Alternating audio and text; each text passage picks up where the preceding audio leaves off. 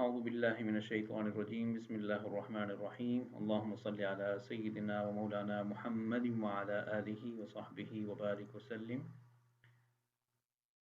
اصول الدین والدعوہ کورس میں میں ہوں قاری سید خالد حمید کاظمی، اور آج ہمارا جو لیکچر ہے وہ دو حصوں پر مشتمل ہوگا، جس میں ایک حصہ ہم تھیوری کا یعنی معلومات علم اور آپ یہ کہیں کہ قواعد کا ہم پڑھیں گے، اور دوسرے حصے میں ہم پریکٹس کریں گے۔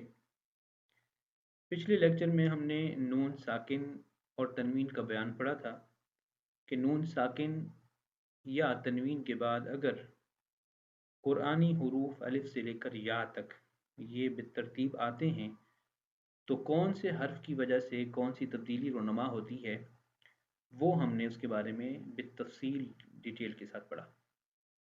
آج ہم پڑھنے جا رہے ہیں میم ساکن کا بیان، یعنی میم ساکن کے بعد اگر قرآنی حروف الف سے لے کر یا تک یہ آ جائیں تو میم ساکن پر کیا اثر مرتب ہوتا ہے، یا آپ یہ کہیں کہ میم ساکن پر کون سی کیفیت وارد ہوتی ہے، اس کو کس انداز سے پڑھا جائے گا، وہ انشاءاللہ ہم ڈیٹیل کے ساتھ اس پہلے حصے میں، آج کے لیکچر کے پہلے حصے میں ہم پڑھیں گے۔ سب سے پہلے میم ساکن کی تعریف۔ میم ساکن سے مراد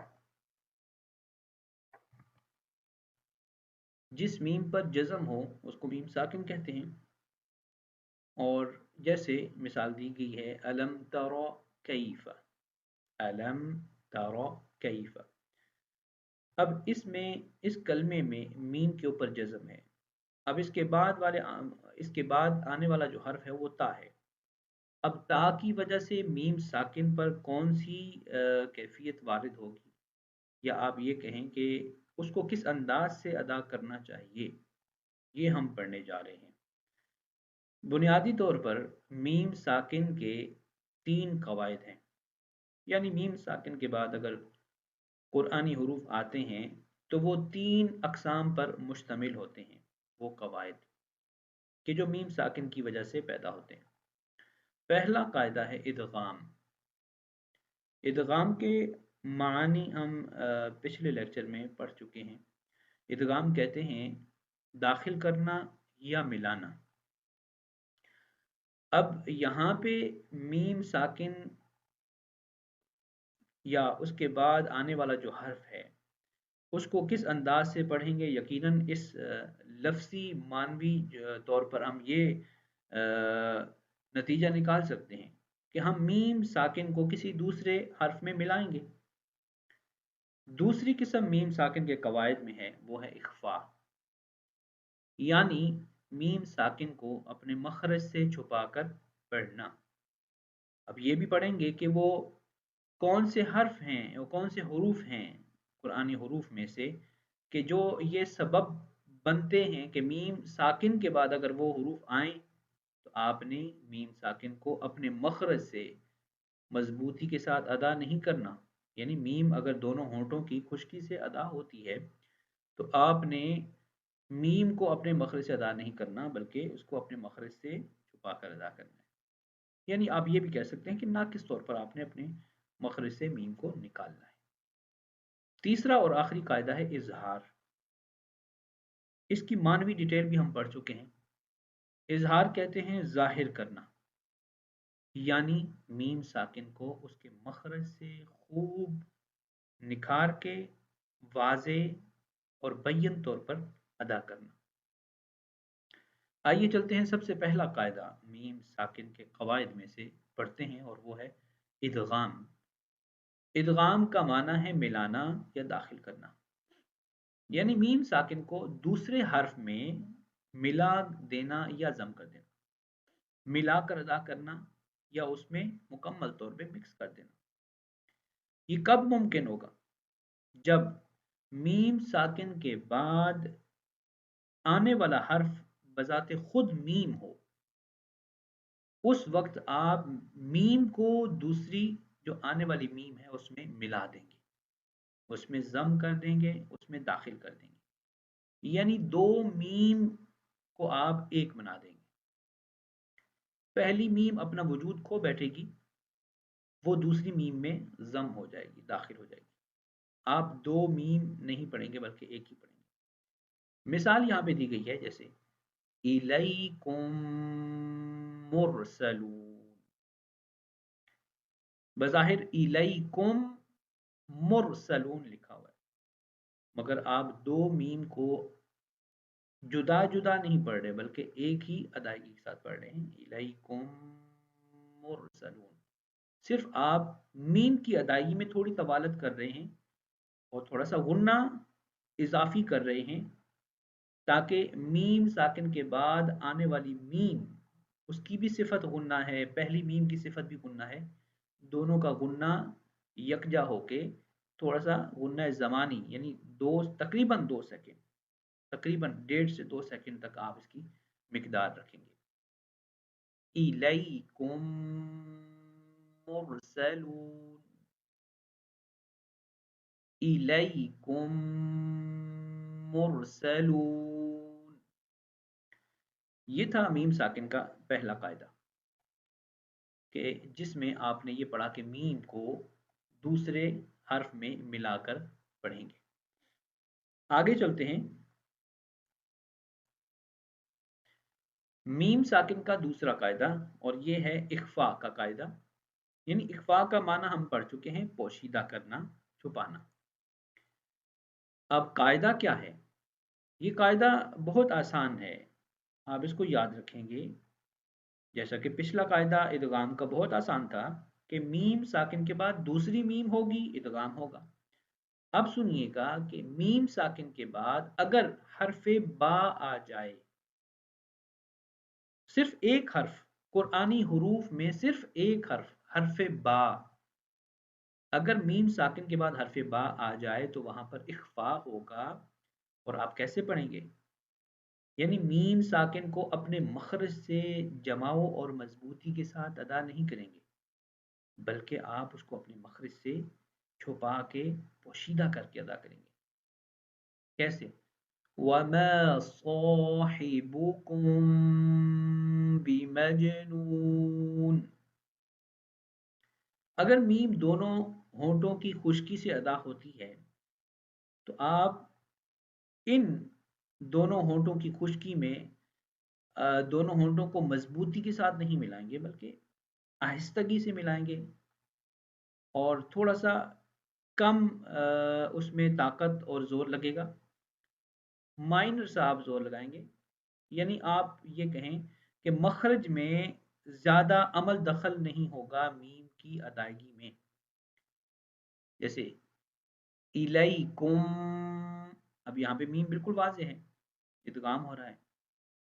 और यहाँ पे साहिबुकुम बिमजनून, अब यहाँ पे मखरज में दोनों होंठ मजबूती के साथ अदा नहीं हो रहे, दोनों होंठ मजबूती के साथ नहीं लग रहे, बल्कि कमजोरी और पस्ती के साथ लग रहे हैं, जिस वजह से यहाँ पे गुन्ना तो पैदा होना है, क्योंकि मीम साकिन की सिफत या मीम की सिफत गुन्ना है, मगर मीम साकिन के बाद बा आ गया है तब भी गुन्ना होगा। जैसे नून साकिन के बाद बा आ जाए तो वहां पे भी गुन्ना होता था। जैसे मिम बादी, यहाँ पे वमा साहिबुकुम बिमजनून। जी, कहते हैं कि यहाँ पे इख्फा होगा, और ये मीम साकिन को किस अंदाज से अदा किया जाएगा कि मीम साकिन को उसके मखरज से कामिल अंदाज से अदा नहीं किया जाएगा, बल्कि नाकिस अंदाज से अदा किया जाएगा। मीम साकिन का तीसरा और आखिरी कायदा, और ये कायदा है इजहार का। इसको इजहार शफवी भी कहते हैं। इजहार का माना है जाहिर करना। अगर मीम साकिन के बाद मीम और बा के अलावा कोई हर्फ आ जाए तो वहां पे इजहार होगा। यानी अगर मीम साकिन के बाद मीम आ जाए तो वहां पे तो इदगाम होगा, जैसे इलैकुम मुरसलून। और अगर मीम साकिन के बाद बा आ जाए, अभी हमने कायदा पढ़ा, वहां पे इख्फा होगा। जैसे वमा साहिबुकुम बिमजनून। अब कहते हैं कि अगर मीम साकिन के बाद मीम और बा के अलावा यानी 27 हर्फ, मुमकिन तो 26 हैं, अलिफ तो मुमकिन ही नहीं है कि मीम साकिन के बाद आ जाए, यानी बाकी जो 26 हरूफ बचते हैं, अगर मीम साकिन के बाद वो उनमें से कोई भी हर्फ इस्तेमाल हो तो आप मीम को अपने मखरज से कामिल तौर पर अदा करेंगे। कैसे? जैसे अलम तरो,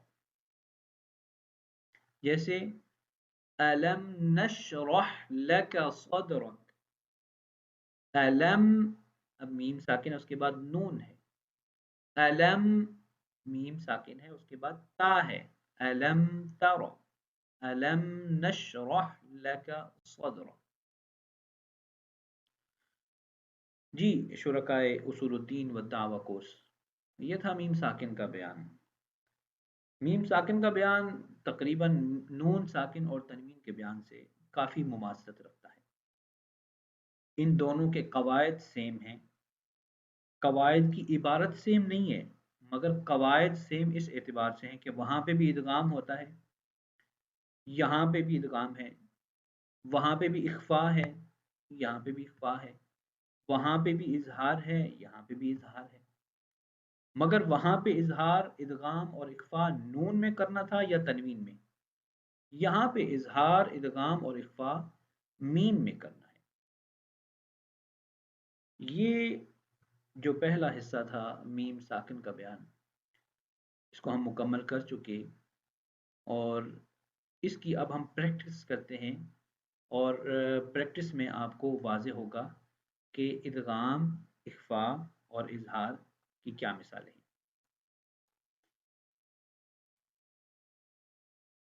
जी देखिएगा, पहली मिसाल है अंतुम मुज़लिमून, यहाँ पे इदगाम है। अलम तरा, यहाँ पे इजहार है क्योंकि मीम साकिन के बाद न मीम है न बा है। कुंतुम बिही, यहाँ पे इख्फा है, मीम साकिन के बाद बा है। हुम फीहा, यहाँ पे इजहार है कि मीम साकिन के बाद फा है।